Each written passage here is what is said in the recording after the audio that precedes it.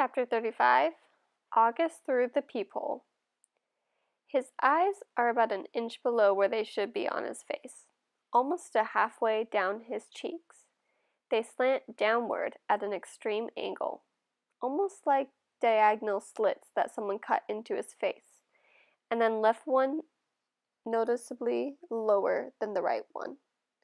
They bulge outward because his eye cavities are too shallow to accommodate them. The top eyelids are always halfway closed, like he's on the verge of sleeping. The lower eyelids sag so much they almost look like a piece of invisible string is pulling them downward. You can see the red part on the inside, like they're almost inside out. He doesn't have eyebrows or eyelashes. His nose is disproportionately big for his face and kind of fleshy. His head is pinched in on the sides where the ears should be, like someone used giant pliers and crushed the middle part of his face. He doesn't have cheekbones. There are deep creases running down both sides of his nose to his mouth, which gives him a waxy appearance. Sometimes people assume he's been burned in a fire.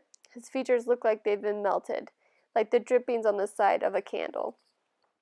Several surgeries to correct his lip have left a few scars around his mouth, the most noticeable one being a jagged gash running from the middle of his upper lip to his nose. His upper teeth are small and splay out. He has a severe overbite and an extremely undersized jawbone. He has a very small chin. When he was very little, before a piece of his hip bone was surgically implanted into his lower jaw, he really had no chin at all. His tongue would just hang out of his mouth with nothing underneath to block it. Thankfully, it's better now. He can eat, at least. When he was younger, he had a feeding tube. And he can talk, and he's learned to keep his tongue inside his mouth, though that took him several years to master. He's also learned to control the drool that used to run down his neck. These are considered miracles. When he was a baby, the doctors didn't think he'd live. He can hear, too. Most kids born with these types of birth defects have problems with their middle ears that prevent them from hearing, but so far August can hear well enough through his tiny cauliflower-shaped ears. The doctors think that eventually he'll need to wear hearing aids, though. August hates the thought of this. He thinks the hearing aids will get noticed too much. I don't tell him that the hearing aids would be the least of his problems, of course, but I'm sure he knows this. Then again, I'm not really sure what August knows or doesn't know, what he understands and doesn't understand.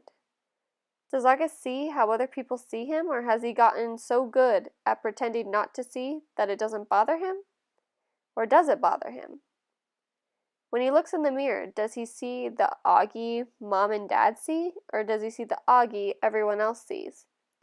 Or is there another August he sees, someone in his dreams, behind the misshapen head and face? Sometimes when I look at Gran's, I could see the pretty girl she used to be underneath the wrinkles. I could see the girl from inside the old lady. Does August see himself as he might have looked without that single gene that caused the catastrophe of his face? I wish I could ask him this stuff. I wish he would tell me how he feels. He used to be easier to read before the surgeries. You know that when his eyes squinted, he was happy. When his mouth went straight, he was being mischievous. When his cheeks trembled, he was about to cry. He looks better now, no doubt about that. But the signs we used to gauge his moods are all gone. There are new ones, of course. Mom and Dad can read every single one. But I'm having trouble keeping up. And there's a part of me that doesn't want to keep trying. Why can't he just say what he's feeling like everyone else? He doesn't have a attached tube in his mouth anymore that keeps him from talking. His jaw's not wired shut. He's 10 years old. He can use his words. But we circle around him like he's still the baby he used to be. We change plans, go to plan B, interrupt conversations, go back on promises depending on his moods, his whims, his needs. That was fine when he was little, but he needs to grow up now. We need to let him, help him, make him grow up. Here's what I think. We've all spent so much time trying to make August think he's normal that he actually thinks he's normal. And the problem is, he's not. Chapter 36, High School. What I always loved most about middle school was that it was separate and different from home.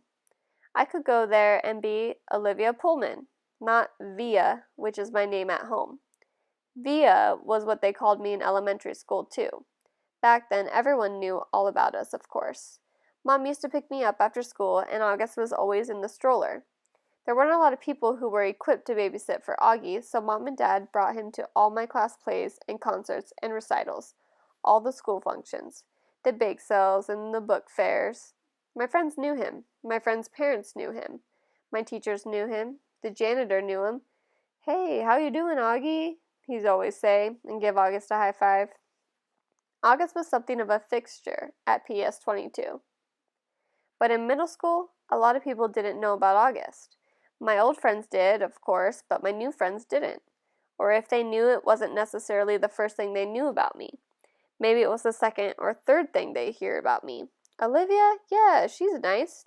Did you hear she has a brother who's deformed?"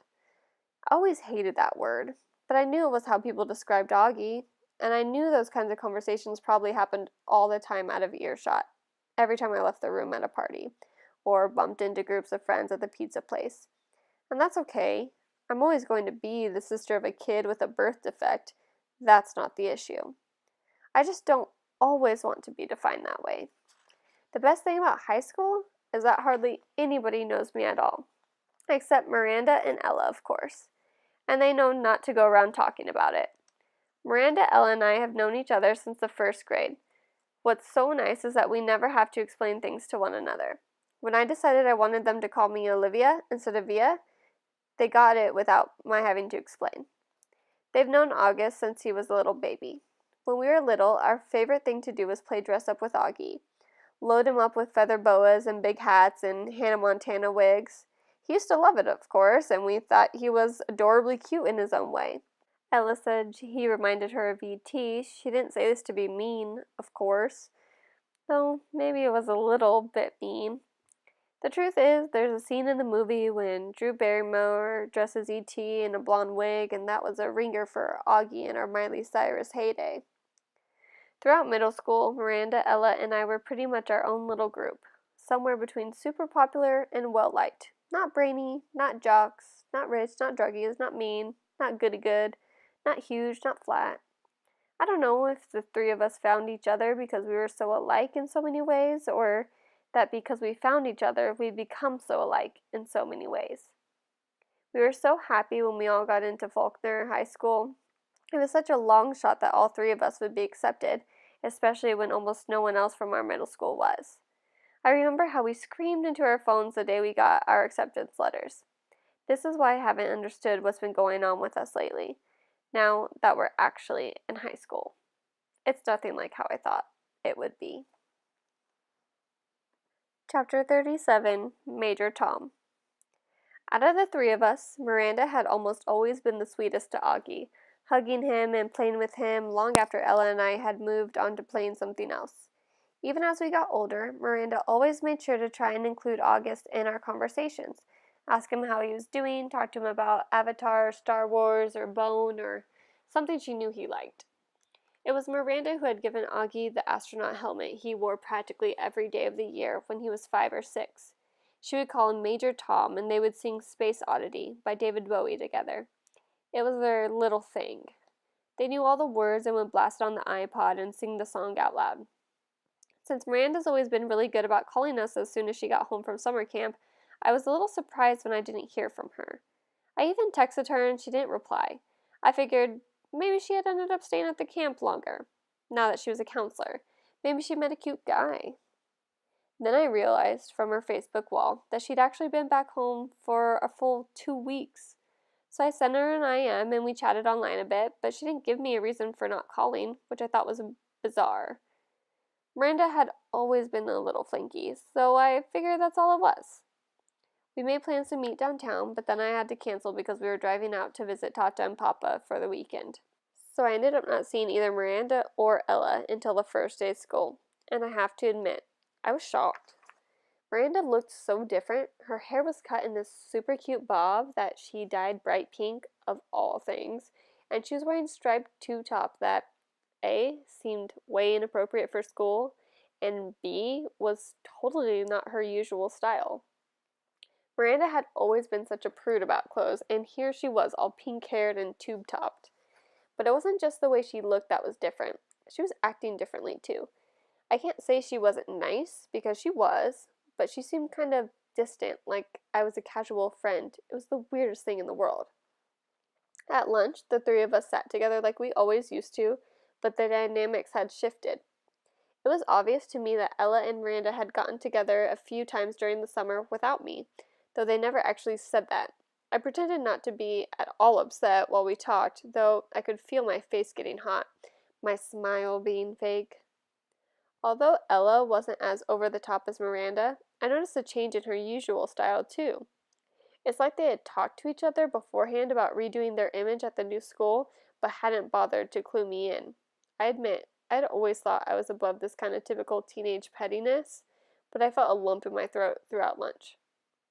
My voice quivered as I said, "See you later," when the bell rang.